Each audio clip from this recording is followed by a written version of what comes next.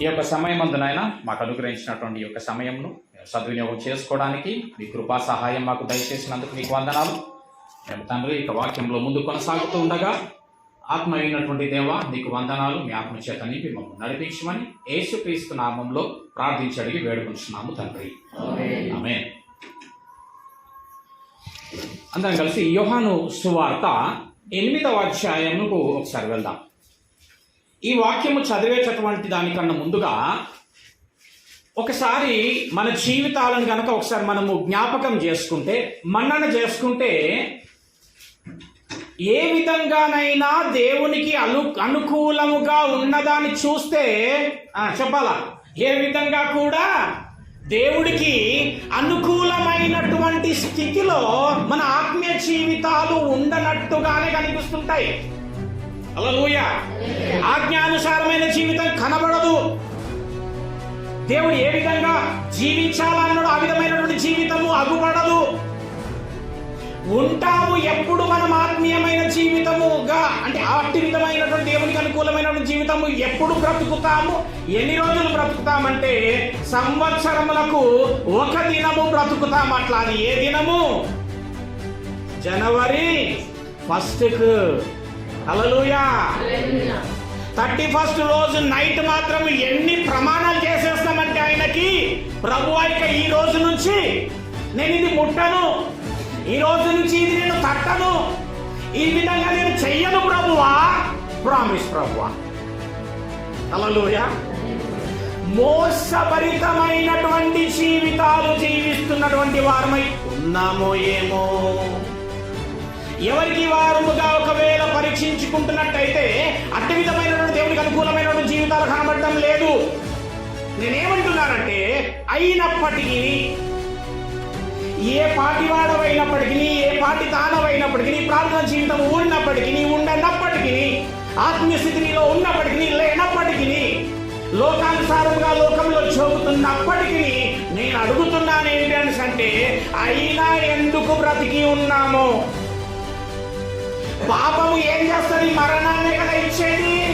పాపం ఏం చేస్తుంది? శిక్షను కదా ఇచ్చేది.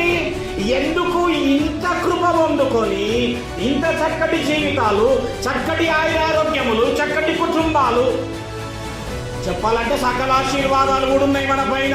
హల్లెలూయా. ఎందులో ఏది కూడా కొదవా ఉండదు.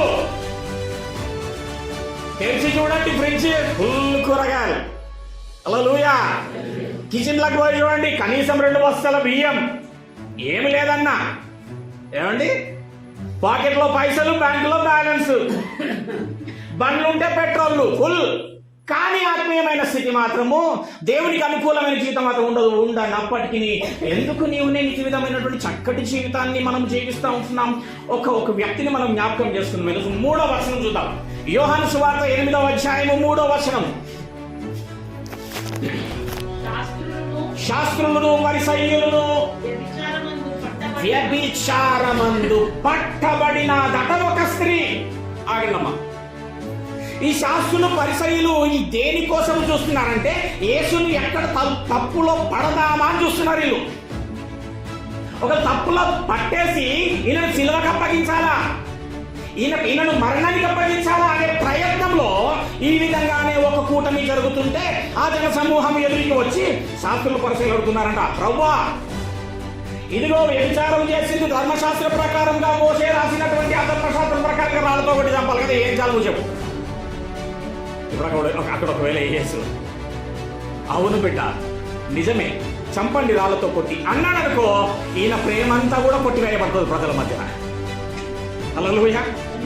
లేదు చంపకూడదు అన్నాడు అనుకో, రోమ ప్రభుత్వాన్ని మోసే రాసినటువంటి ధర్మశాస్త్రాన్ని ధిక్కరించిన వాడు అవుతాడు. కాబట్టి పాపములకు పాత్రుడు అవుతాడు, మరణ శిక్షకు విధించవచ్చు అనేటటువంటి లాజిక్ తో వచ్చి వాళ్ళు ఏమడుగుతున్నారంట, వ్యభిచారం చేత పట్టబడదు, ఏం చేయాలా? ఎవరికి స్తోత్రం. హల్లెలూయా.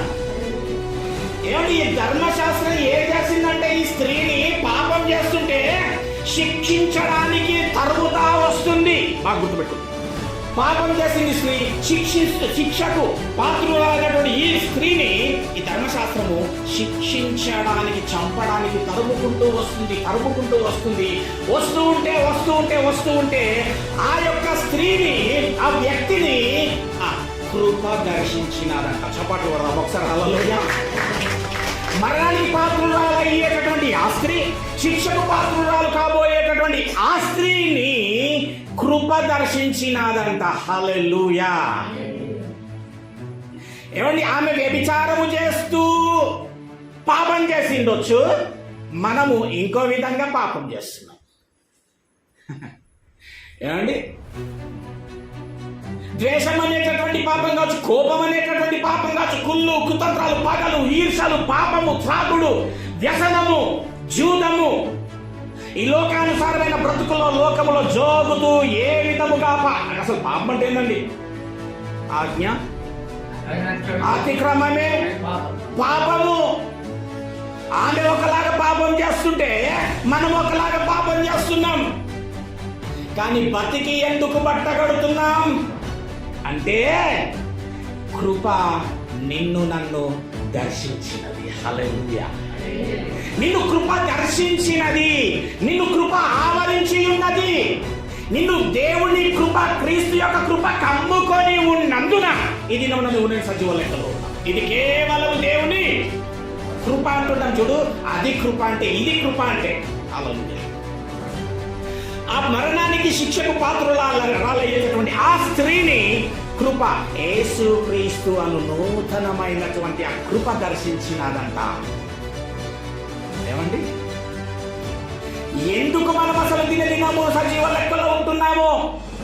అయితే ఎట్టి విధమైనటువంటి పాపము జీవితం జీవిస్తున్న మనల్ని కూడా కృప దర్శించి ఆమెకు ఒక మాట చెప్పిందంట.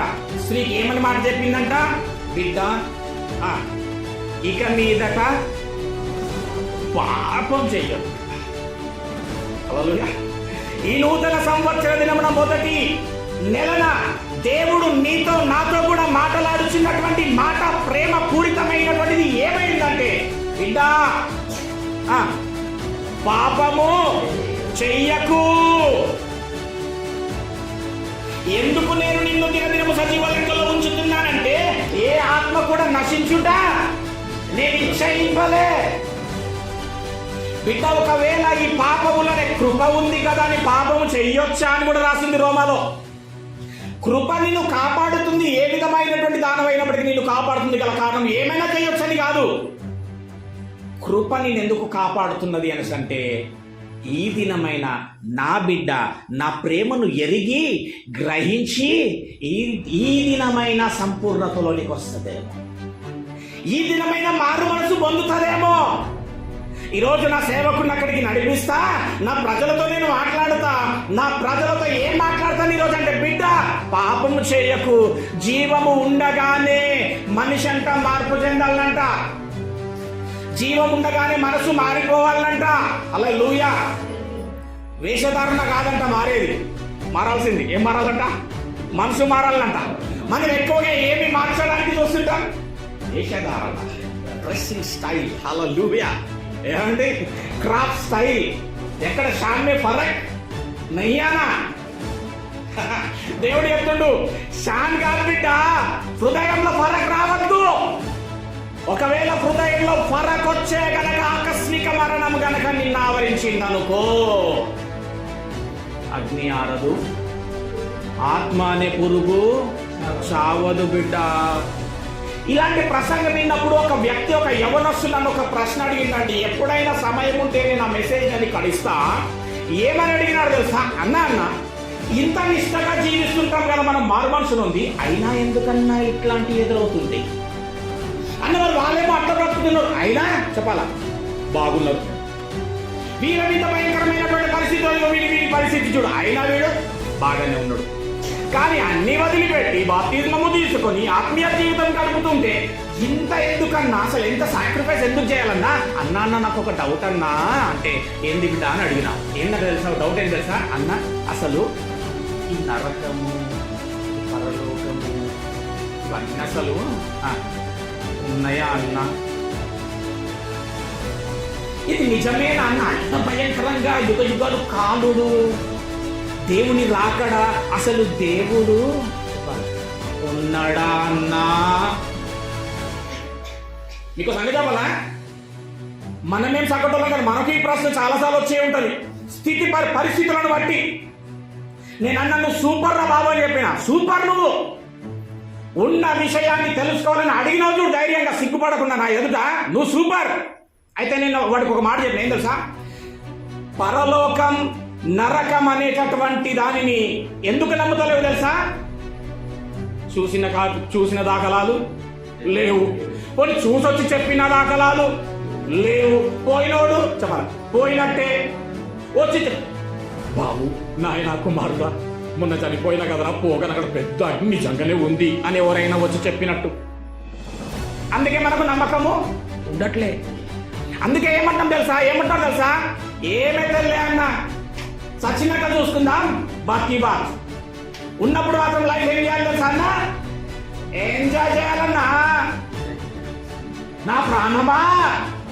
మళ్ళా హల్లెలూయా. ఎవరు చెప్పిండ్రో తెలియదు, ఎందుకు చెప్పిండ్రో తెలియదు. మనకి ఎడిటింగ్ బాగా అలవాటు, సరిగ్గా ముక్కలు కట్ చేసుకుంటాం. బైబిల్లోనే ఉంది కదరా, ఏమని? తినుము త్రాగుము సుఖించుమని. ఎందుకు దేవుడు అనుగ్రహిస్తున్నాడు అయినా సజీవ లెక్కలు అంటే దేవుని కృప మన పైన ఉంది. దేవుని కృప ఉండగానే, మనము సజీవ లెక్కల్లో సజీవముగా ఉండగానే నువ్వు మార్పు చెందాలా. ఎందుకంటే యాకోబులో చెప్పిన విధముగా మీ జీవము ఏ పాటిది? మీ జీవము ఏ పాటిది బిడ్డ? ఎప్పుడు చేస్తామో తెలుసా అందరికైనా? అది ఎంత ధైర్యం తెలుసా మనకి? మనంత ధైర్యము మనంత మూర్ఖత్వము ఎవరికి ఉండదు. దయ్యాలన్నా భయపడతాయంటే దేవుని చూశాను, మనం మాత్రం అస్సలు. దయ్యాలంటే దేవుని చూడగానే గడగడ గడగడ దొరికిపోయినాయంట. చదువాక రైట్ 14 ఏమంటున్నారు తెలుసా? ఎందుకు సజీవ లెక్కలు తెలుసా? బిడ్డ ఈరోజు బాగున్నావు కాబట్టి ఇంకెప్పుడు బాగుంటా అనుకుంటున్నావేమో. రేపేమి సంభవించునో నీకు తెలియదు. అరే ఫలంలో చనిపోయారంటారా? అరే పొద్దుగాల కనబడ్డాడు నాకు. కనబడతాడు. సాయంత్రం సరికి ఏమైపోయింది తెలుసా? ఆవిరి. హల్లెలూయా. మీ జీవం ఏ పాటిది? మీరు కొంతసేపు కనబడి ఎంతలోనే మాయమైపోయే ఆవిరి వంటి వారు. ఎప్పుడు పోతామో తెలవదు. ఈ రాత్రి ఏం సంభవిస్తుందో. ఎందుకు సజీవ లెక్కలో ఈ రోజు ఉన్నామంటే ఈ సమయం అంతే. నేడే రక్షణ దినం. ఎప్పుడు పడితే అప్పుడు రక్షణ దినం లేదు అక్కడ. ఏమండి? 2030లో రక్షణ దినం లేదు అక్కడ, నేడే. కాబట్టి ఆ కింద రాసుంటది, జీవపు డంబం ఉంటుందన్న. జీవపు డంబంలో వదిలిపెట్టుకోవాలన్నట. హల్లెలూయా. అవి శాశ్వతంగా ఉండేటటువంటివి కావు. అయితే ఈ వ్యభిచారం చేసేటటువంటి స్త్రీ అనుకుని ఉండవచ్చు,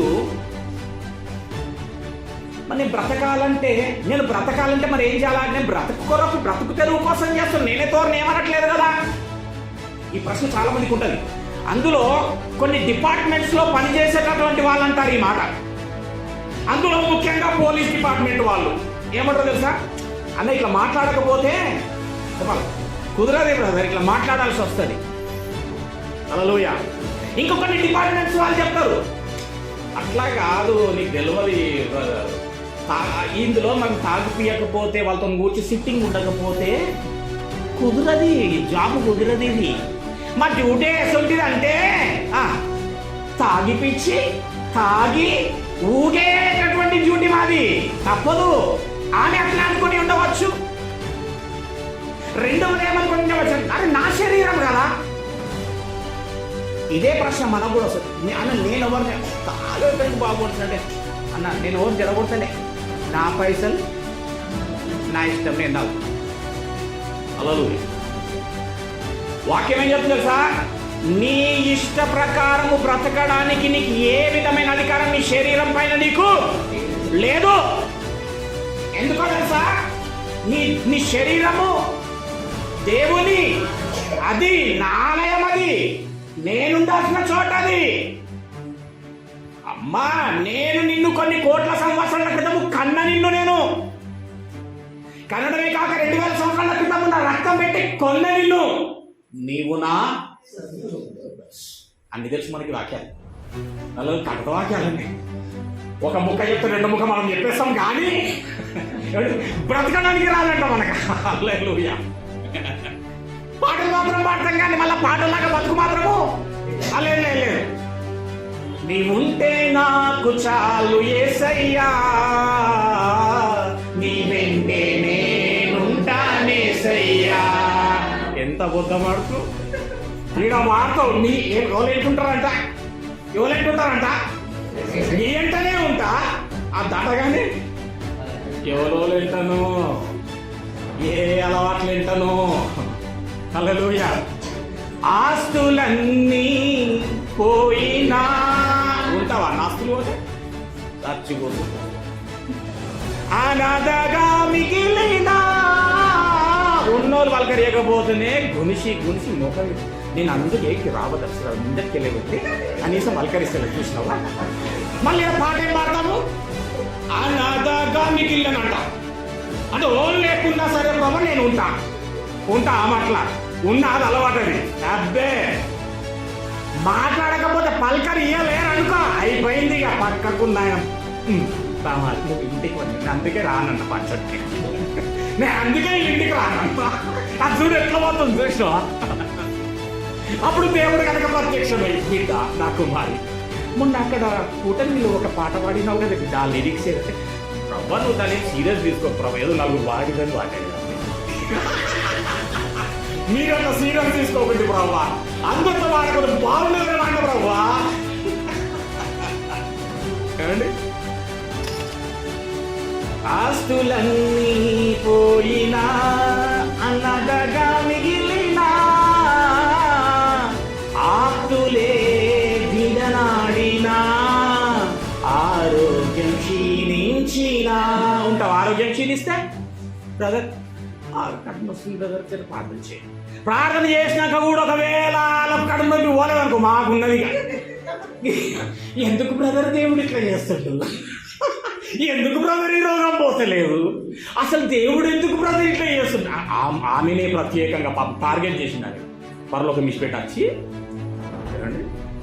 ఎందుకు బ్రదర్ ఇట్లా, దేవుడు ఎందుకు బ్రదర్ ఇట్లా అన్యాయం చేస్తుంది అనేటోళ్ళు కూడా ఉన్నారు. అంటోయ్ ఏమో చెప్పలేదు, మళ్ళీ కూడా వాళ్ళు ఉండొచ్చు. వాళ్ళు ఎందుకు బ్రదర్ ఇది పోతలేదు, ఎందుకు బ్రదర్ ఇది అయితలేదు, ఎందుకు బతుకంతా దేవుణ్ణి ప్రశ్నించే ప్రశ్నార్థకమైన బతుకే. పాట మాత్రము ఆరోగ్యం. అమ్మా, అసలు ఆరోగ్యాలు ఎందుకు క్షీణిస్తాయో కూడా కారణాలున్నాయి. మనకు చదివితే తెలిసిపోతుంది. హల్లెలూయా. వాక్యం అంతా, బైబిల్ అంతా కనుక పఠిస్తే, ఆత్మీయంగా కనుక ఇదిగో జీవించడానికి దీన్ని పట్టుకొని మనం ప్రయత్నం చేస్తే, ఏది ఎదురొచ్చినా కానీ ఆధారమంట బెదరమంట. హల్లెలూయా. అయితే అట్టి విధంగా ప్రియమైనటువంటి వారా, దేవుడు సజీవంలో ఉంచినటువంటి దానికి గల కారణం, దేవుడు నిన్ను ప్రేమిస్తున్నాడు. దేవుని కృప నీ యందు ఉన్నది. ఈరోజు కన్ఫర్మ్ ఏందనేసి అంటే, మీ అందరి పైన దేవుని కృప ఉన్నది. హల్లెలూయా. మీ అందరి పైన దేవుని సేవకుడిగా చెప్తున్నా, దేవుని కృప మీ అందరి పైన ఉన్నది. హల్లెలూయా. అయితే ఏం చేయాలా? ఏం చెయ్యొద్దు? పాపం చెయ్యొద్దు. ఏం చెయ్యాలంటే దేవునిలో ఆనందించు. నువ్వు నీ పరిస్థితి, నీ స్థితిగతి, నీ చుట్టుముట్టు ఏ విధమైన స్థితిగతులు ఉన్నప్పటికీ నువ్వు దేవునిలో కనుక ఆనందించగలిగితే ఏం చేస్తాడంటే, కీర్తన 37వ అధ్యాయం కల్లా, కీర్తన 37వ అధ్యాయం ఉన్నావో, నువ్వేదైతే కావాలి అనుకుంటున్నావో, ఏదైతే వెళ్ళాలి అనుకున్నావో, చూడాలనుకున్నావో, అట్టి ప్రతి కార్యమును నువ్వు వెళ్ళే మార్గం ఎవరికి అప్పగించాలా? యెహోవాకు అప్పగించు, దేవుడికి అప్పగించు. ప్రభువా నీదే, నీ వలననే ఇదిగో ఈ కార్యం చేయనయ్యాను ప్రభా, నన్ను దీవించు ప్రభా, ఈ పని కొరకు నేను పూనుకొని ఉన్నాను ప్రభా, నన్ను ఆశీర్వదించు ప్రభా, నాతో ఉండు ప్రభా, నా ముందు నడువు ప్రభా. హల్లెలూయా. దావీదు ఏ వయస్సులో గొలియాతును కొట్టిండు? అప్పుడు దావి ఎంతటి వాడని రాసింది తెలుసా? బాలుడు. బాలుడు అంటే ఏజ్ ఎంత ఉంటుందన్నా? బాలుడు ఏజీ ఇంచుమించుగా అందాజా 12 to 14, 10 to 14, రైట్? ఆ ఏజ్లో ఆ జానుబావుడైన 9 అడుగుల ఎత్తైనటువంటి ఆ గొలియాతునంట కొట్టినాడు. దేంతో కొట్టినాడు? ఎన్ని రాళ్ళకు పడ్డాడు? ఒక్కటే. 3 పెట్టుకున్నాడు కానీ ఒకటి చాలు పాగిడ్డాడు దేవుడు. హల్లెలూయా. రాజు సైతం సింహాసనం మీద నెత్తికి చేయబెట్టుకొని తల కిందికి వేసుకొని ఏం చాలరా బాబు అని. ఎవరు ముందరికి వస్తలే, యుద్ధ వీరులు ఉన్నారు, శూరులు ఉన్నారు అక్కడ రాజ్యంలో. ఎవరు ముందర గడగడ వణుకుతున్నారు. అన్నకు టిఫినీనికి వచ్చిందంట సర్ది కట్టుకొని. ఎస్ఐ పంపించినాడు, పోయి అన్నలకు టిఫిన్ ఇచ్చినాడు. టిఫిన్ అరే ఎందుకు వచ్చినా నువ్వు పో నిలబడుతున్నాడు. ఎందుకంటే దావీదు మెంటాలిటీ ఏందో అన్నలకు తెలుసు కొంచెం మనకు. ఆగాడు పోస్తాయి. నువ్వు ఎందుకు వచ్చినావు పో అంటున్నాడు. అరే పోతే తీయన్న ఎవరు సర్ది పట్టుకో అని చెప్పేసి పోతుంటే వాడు ఒక మాట మాట్లాడుతుంది. ఏమని మాట్లాడుతుంది? మీ దేవుడు ఇంత పిరిగి వాడారా, పిరిగితనం నూరిపోసినాడరా, జీవము గల దేవుడు అంటే ఈయననా అని అవుతున్నాడంట. మనోనికి అబ్బో ఎవరు నన్ను దేని గురించి పంచాలు దొల్లి యోల గురించి అనుకున్నా, నేను సేవిస్తున్న నా జీవం గల దేవుడి గురించా రోషం కలిగిండు. రాజు దగ్గరికి పోయినట. రాజా ఏందన్నాడంట? నేను వేసేస్తా అన్నాడంట. నువ్వు బాలు రావన్నావంట. నేను వేస్తా, నాకు సమయం ఇస్తావా, నేను వాడిని రోజు చంపేస్తా అనేసేసి అంటే వాడు పలాన సూర్యుడు యుద్ధ వీరుడు అని చెప్తే మనోడు 2 క్లిప్పింగ్స్ వేసినంత దావీదు కాదు. ఏమని? అట్లనా, నేను కూడా మా నాయన కొన్ని గొర్రెలు అప్పగించిన రాజా, ఆ గొర్రెలను తీసుకొని అడవికి పోయేటప్పుడు ఒకసారి ఎలుగుబంట వచ్చి కరుచుకొని పోతుంటే ఎలుగుబంటిని వేసేసిన ఒక్కనే బాలుని. ఇదేసి మొన్ననే ఏంది ఇష్యూ. హల్లెలూయా. మళ్ళీ ఒకసారి ఆ సింహం వచ్చేసి దాన్ని తీసుకొని పోతుంటే దాన్ని బట్టి అంట, దాన్ని చీల్చంట, గడ్డం పట్టుకొని ఏమన్నా అసలు అర్థం? సింహంనేంది బాలుడు గడ్డం పట్టుకొని తింపి చంపుడేంది అంటే రాజును కన్విన్స్ చేస్తుంది. నేను వేస్తా, నాకు నా సత్తా ఇది. హల్లెలూయా. అయితే పాయింట్ ఏం చెప్పనయిందనంటే కొడుకు ఎక్కడ దాకింది గొలియాతుకి? చరిత్ర చెప్తుంది ఏంటంటే ఆ పుర్రెలో రాయి ఇంకా ఉందంట. ఎట్లా పడ్డాడు గొలియాతు తాకితే? చెప్పాలి తొందరగా, గట్టి చెప్పండి. ఎల్లకెలా పడ్డా? పల్లె బోర్లా పడ్డాడు రా. ఎట్లా పడ్డాడు? అంత షార్ట్ డాక్టర్ అసలు ఎట్లా పడాలా? బోర్లు ఎందుకు పడ్డాడు అంటే ఎప్పుడైతే దావీదు వెళ్తుంటే కవచం వేసుకో, ఖడ్గం పట్టుకో అంటే అన్నాడంట, యుద్ధం నాది కాదు, మార్గం ఓలకు అప్పగించిండినా. ఏం చదువుతున్నాం ఇప్పుడు? మార్గం ఓలకు అప్పగించాలా? అది చెప్పనమాట. మార్గం దేవుడికి అప్పగించి వెళ్తే ఏం జరిగిందంటే కొట్టగానే ఆ నుదుటికి తాకిన బోర్లా ఎందుకు పడ్డాడంటే వాడి వెనక దేవుడి హస్తము ఎప్పటి నుండి ఉందంటే ఎవడైనా నా కుమారుడు ఒక్కడు రంగంలో దిగితే వీన్ని నేనే బలుతా అనుకున్నాక అది కొట్టడము వెనకాల నుంచి దేవుడి హస్తం మోస్తాడు. అందుకే బోర్లా పడ్డాడు. హల్లెలూయా. దీని సారాంశం ఏంటంటే నీ ప్రతి సమస్య వెనక దేవుడి హస్తం ఉంటది. నీ ప్రతి కార్యము ఎదుట దేవుడి హస్తం ఉంటది, దేవుడి కార్యం ఉంటది. నువ్వు ఆయన నామందు మార్గం దానికి అప్పగించి ఎప్పుడైతే వెళ్తావో నువ్వు వేసే ప్రతి అడుగు ఏమవుతుందంట? ఫలిస్తుంది. హల్లెలూయా. నువ్వు చేసే ప్రతి పని ఫలిస్తుంది, ఆశీర్వదింపబడుతుంది, దీవింపబడుతుంది. కానీ మనుషులమందరం అంట స్వబుద్ధిని ఆధారం చేసుకుంటామంట. సామెతల్లో ఉంటుంది 3వ అధ్యాయం. స్వబుద్ధిని ఆధారం చేసుకున్నాక హల్లెలూయా అతిమితంగా చదవక అదేముంది ఇంకా? నీవు ఆయన నమ్ముకొనుము, అది జరగబోతున్నది. నూతన సంవత్సరంలో మీ కుటుంబాలలో మీ జీవితాల్లో ఏం జరగబోతుంది? మీ కార్యములు జరగనై ఉన్నవి. ఏ కార్యం అనుకుంటున్నారో, ఏది చేయదలిచినారో, దేని యందు ఇచ్చ కలిగి ఉన్నారో, ఆమేన్ హల్లెలూయా, మీ కార్యము సఫలము కానై ఉన్నవి. ఏమండి? అతి విధంగా దేవునికి అప్పగిస్తూ నీ హృదయము ఎక్కడుండాలా అంటే, నీ మనసు ఎక్కడుండాలంటే, ఎక్కడ ఉండాలి నీ మనసు? ఎక్కడ ఉండాలి? ఫోన్తో ఉండాలి. ఉంటే ఫోన్లతో. హల్లెలూయా. పొద్దుగా ఇవ్వగానే పునికేది చెప్పాలి దేన్ని? ఏం చాటింగ్లు ఉన్నాయి, ఏం బ్యాటింగ్లు ఉన్నాయి, ఏం బౌలింగ్స్. హల్లెలూయా. ఏమండి, ఇది చూస్తే కానీ మనకు పొద్దు ఎక్కదు, పొద్దు పొడవదంట. నీ మనస్సు యెషయా 26:3 ఉంటుంది. ఎవని మనస్సు నా యందు ఆనుకొని ఉంటుందో వాడిని నేను పూర్ణ శాంతి గలవానిగా చేస్తా. కాబట్టి దేవుడు ఇచ్చినటువంటి కృప చొప్పున జీవిస్తున్నటువంటి నీవు నేను ఆయనకు మన మనస్సు ఆనుకొని ఉండులాగున జీవించినట్టయితే భయము ఉండదు మన జీవితంలో, కలవరము ఉండదు. హల్లెలూయా. ఏ దిగులు ఉండదు. ఏ కష్ట నష్టములు ఎదురైనప్పటికీ వాటిని సహించి భరించి ఎదుర్కొని జయించేటటువంటి సామర్థ్యతను దేవుడు అనుగ్రహిస్తాడు. యేసుప్రభుల వారంట వచ్చి ఏం కలుగుతుంటాడంట? ప్రకటనలో 3:20 నీ హృదయం అనే తలుపుని తడుతుంటాడు. ఆయన రోజు ఇప్పుడు కూడా తట్టేది ఆయన్నే. ఇట్లా ఉండాలి, ఇట్లా చెయ్యాలి, తడుతుంటాడు కానీ మనం తీయమంట. నీ హృదయం తడుతుండు అనేసి అంటే ఇప్పుడు ఆయన ఎక్కడున్నట్టు? నీ హృదయానికి బయట. అసలు ఎక్కడ ఉండాలా? లోపట. ఎందుకు లోపట ఉంటాడు? మన క్రిస్మస్ అప్పుడు మెసేజ్లు వింటుంటారు చాలా.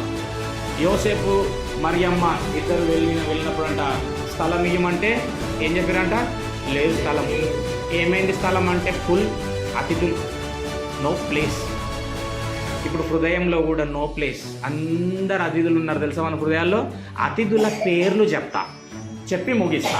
రైట్, టైం అయిపోయింది. ఇప్పుడే నాకు ఇచ్చిన 8 గంటలు అయిపోయింది. 5 నిమిషాలు ఎక్స్ట్రా తీసుకుంటా. అంటే ఒక ముద్ద అన్నమాట. ఇక హల్లెలూయా తింటప్పుడు అంటాం చూడు, ఒక్క ముద్ద వేసుకో. Okay, right. చూద్దాం మార్కు సువార్త 7:21. మన హృదయంలో ఉండకూడనటువంటివండి ఇవి చూసుకోండి, వీటిని విసర్జించి జీవించండి. దేవుని యొక్క కార్యములు చెప్పినటువంటి వాక్య వాగ్దానాల ప్రకారంగా మీ జీవితంలో దేవుడు తన కార్యాలు చేస్తాడు. రైట్, నీ కార్యంలో సఫలపరుస్తాడు. ఆ లోపల నుండి అనగా ఏ లోపల నుండి అంటే చూసినవా? హృదయములో నుండి. హృదయంలో ఏముంటాయంట? దురాలోచనలు. మన హృదయంలో ఉండే రోగాలండి ఇవి. ఏమండి? క్యాన్సర్లు, బూన్సర్లు, తూన్సర్ అవి కాదు రోగాలు. అసలు అది బట్టివాడు రోగి కాదు. హృదయములో ఇవ్వుంటే వారు రోగి. హల్లెలూయా. ఏంటిది? నంబర్ 1 రోగం ఏంది? దురాలోచనలు, జారత్వములను, దొంగతనములను, నరహత్య, వ్యభిచారమును, లోభములను, చెడుతనములను, కృత్రిమములను, కామవికారములను, మత్సరములను, దేవదూషణను, అహంభావము, అవివేకము వచ్చును. ఎన్ని రోగాలు ఉన్నాయి మన లోపల హృదయంలో? 13. ఇవి లెక్క పెడితే 13 రోగాలు ఉన్నాయి. హల్లెలూయా. ఈ రోగాలు తీసేసుకుంటే హృదయం ఖాళీ. ఎప్పుడైతే ఖాళీ అవుతుందో దేవుడు మన హృదయంలోనికి ఆహ్వానింపబడతాడు. హల్లెలూయా. అప్పుడు దేవుడు మనకు తోడై ఉంటాడు. దేవుడు మనకు తోడై ఉండగా అట్లాగా ఏ విధమైనటువంటి వారమైనప్పటికీ మనం ఎందుకు ఇంకా రక్షింపబడుతున్నాము, కాపాడబడుతున్నాము అని అంటే, అందుకే రోమా 8:1 ఉంటుంది. క్రీస్తు యేసు నందున్న వారికి ఏ శిక్ష విధి లేదు. హల్లెలూయా. ఈ స్త్రీ కూడా పాపం చేత పట్టబడ్డప్పుడు ఆ ధర్మశాస్త్రం అంట ఆమెను తరుముకుంటూ వస్తుంటే కృప దర్శించినాదంట. కృప ఆ ధర్మశాస్త్రం నుంచి విడిపించినది, రక్షించినది, విమోచించినది. యేసుక్రీస్తు నందున్న ఆమెకు శిక్షా విధి లేదు. ఒక్క మాట మాత్రం జ్ఞాపకం పెట్టుకోవాలి. ఆమెకు చెప్పినాడు, ఈరోజు మనకు చెప్తున్నాడు, ఇక మరల పాపము చెయ్యకు. దేవునికి స్తోత్రములు. హల్లెలూయా, హల్లెలూయా. నా ఇష్టం నేను ఎవరిని దోసుకుంటలే, నేను ఎవరిని తీసుకుంటలే, నేను అడుగుతలే. నా పైసలు, నా ఇష్టము, నా శరీరం, నా లైఫ్ కుదరదు దేవుడి దగ్గర. హల్లెలూయా. నీ శరీరము నా ఆలయము. ఇంకో చోట ఉంటుంది హెబ్రీయులకు రాసిన పత్రిక 3వ అధ్యాయం 6వ వచనంలో, నీ శరీరం అంట దేవుని ఇల్లు. ఏమంట? ఇల్లు. నా మందిరాన్ని ఎవరైనా పాడు చేస్తే నేను వాడిని పాడు చేస్తాను. ఇది మాత్రం వెరీ క్లియర్. హల్లెలూయా. ఏమంటే మీ ఇంట్లోకి వచ్చి ఉన్న సామాన్ అంతా ఎక్కడెక్కడ ఇట్లా పడేసేసి ఆడ కూర్చుంటే నువ్వు రాగానే ఎక్కడెక్కడ వలిపోయిన చూసి బాగున్నారా, చక్కగా పడేసి పర్లేదు అంటారా? ఏం చేస్తారు? వీపు సేమ్ ఆయన కూడా అంటుండు, నా ఇల్లు నోళ్ళ పాడు చేసిందనుకో, ఇప్పుడు ఉన్నటువంటి ఆ 13 రోగాలతో ఒకవేళ ఏదైనా ఉందనుకో, నేను వాళ్ళని పాడు చేస్తాను. హల్లెలూయా. ఇదిగో నేను త్వరగా వచ్చుచున్నాను, ఎవని క్రియల చొప్పున వానికి ప్రతిఫలం ఇస్తా, జీతం పట్టుకొని వస్తా. నూతన సంవత్సరం నా చెప్తున్నటువంటి ఈ సువర్తమానములో నీకు శుభవచనం ఏంటంటే, నీవు దేవుని కృపలో ఉన్నావు, దేవుని కనికరము ప్రేమ చేత ఉన్నావు నువ్వు. కాబట్టి మార్పు చెందు, ఇకపైన పాపము చేయకు. నీ పనుల భారము, నీ చింత, నీ యావత్తు, నీ మార్గములు నాకు అప్పగించు. నేను వాటిని సఫలపరుస్తా. నేను నిన్ను దీవిస్తా, నీ కుటుంబాన్ని దీవిస్తా. ఇది దీవెన కృప ఆశీర్వాదములు మనందరికీ కూడా దేవుడు మెండుగా అనుగ్రహించును గాక.